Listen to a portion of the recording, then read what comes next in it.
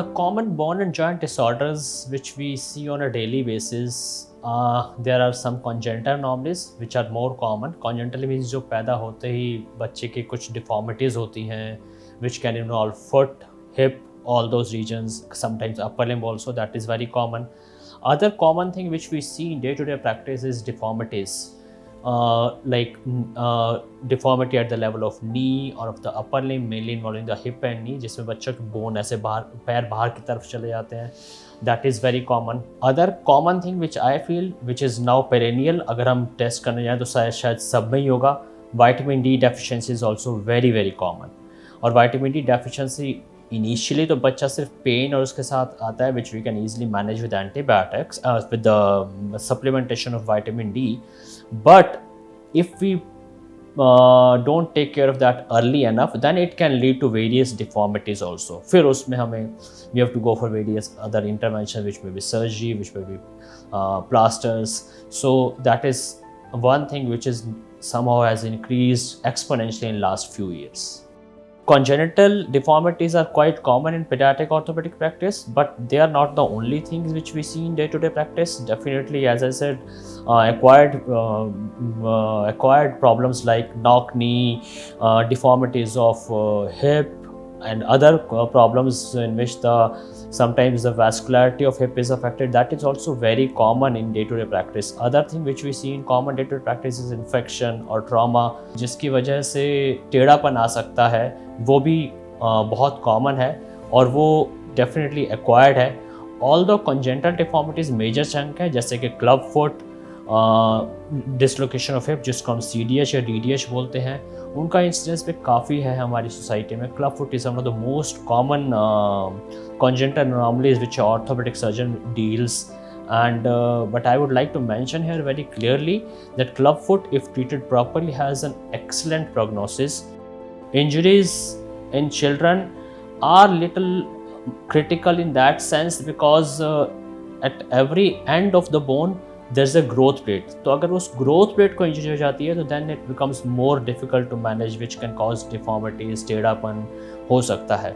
So injuries have to manage very meticulously in children. Although most of the times injuries को unlike adults हम बिना ही किसी surgery के ही manage कर पाते हैं, बिकॉज बच्चों में ग्रोथ पोटेंशियल बहुत और रीमॉडलिंग, अगर कुछ रीमॉडलिंग पोटेंशियल काफ़ी अच्छा होता है कि वी कैन एक्सेप्ट थोड़ा टेढ़ापन, because as we know as they will grow it will become better. So every child will not need surgery for this any injury also.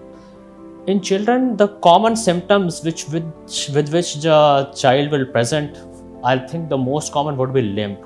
We should not ignore that. Sometimes we just say कि गिर गया होगा ऐसे ही थोड़ा सा. So I think limp is one of the common thing, जिससे बस हल्का सा लंगड़ा के चलने लगता है बच्चा.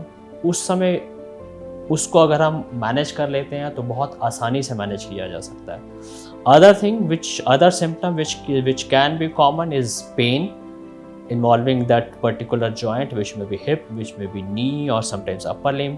And third common symptom is deformity, which can be congenital, means since birth, which can be acquired because of some injury or some infection also. एक और symptom which we should be very careful कि बच्चों में कई बार fever के साथ और बहुत छोटे बच्चों में इवन विदाउट फीवर पेन होता है जॉइंट पे. उस समय पेन के साथ थोड़ी बहुत स्वेलिंग भी आ सकती है, नी जॉइंट पे, हिप पे हो सकता है स्वेलिंग दिखाई ना भी दे. बट अगर बच्चे को फीवर और पेन ये दो चीज़ें साथ में है, we have to be really kind of rush I will say कि जितना जल्दी हो सके हमें डॉक्टर को दिखाना चाहिए, बिकॉज हो सकता है कि उसमें इन्फेक्शन जॉइंट में आ रहा हो, और इन्फेक्शन को जितना जल्दी हम मैनेज कर लेंगे उतने आगे बेटर रिजल्ट्स होंगे. सो बच्चों में हर डिसऑर्डर या हर इंजरी को सर्जरी की ज़रूरत नहीं होती है. काफ़ी चीज़ों को हम बच्चों में because of their healing potential, remodelling potential बिना सर्जरी के ही मैनेज कर पाते हैं. बट हाँ, ये बहुत इंपॉर्टेंट है, जैसा मैंने पहले भी कहा कि ठीक समय पे मैनेजमेंट, ठीक समय पे उनको एक डॉक्टर के द्वारा देखा जाना, दैट इज़ वेरी इंपॉर्टेंट.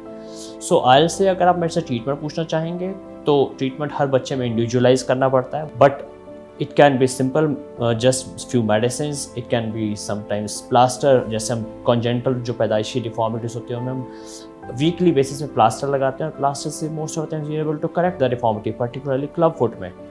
और कुछ केसेस में ऑफ कोर्स हमें सर्जरी भी चाहिए होती है। एक और बहुत इंपॉर्टेंट चीज़ जो चाहिए होती है, पर्टिकुलरली जैसे सर्विकल पाल्सी के बच्चे हैं जिनमें मसल्स की स्टिफनेस है या जॉइंट की मूवमेंट प्रॉपर नहीं है, लाइक आर्थ्रोग्राइपोसिस, ऐसी कुछ बीमारियां होती हैं जिनमें फिजियोथेरेपी का बहुत इंपॉर्टेंट रोल है। सो उन पर्टिकुलरली छोटे बच्चों में we try to avoid surgery as much as possible, तो उसमें फिजियोथेरेपी और समटाइम्स फ्यू प्लास्टर्स और ऑर्थोसिस, कुछ ब्रेसिस होती हैं which play very important role. अगर हम उनको ठीक समय पे ठीक से उनको मैनेज यूज़ कर पाएँ तो प्रोबेबली हम उसकी बच्चे की सफरिंग घटा सकते हैं और लॉन्ग टर्म रिजल्ट को बिना सर्जरी के काफ़ी इम्प्रूव कर सकते हैं।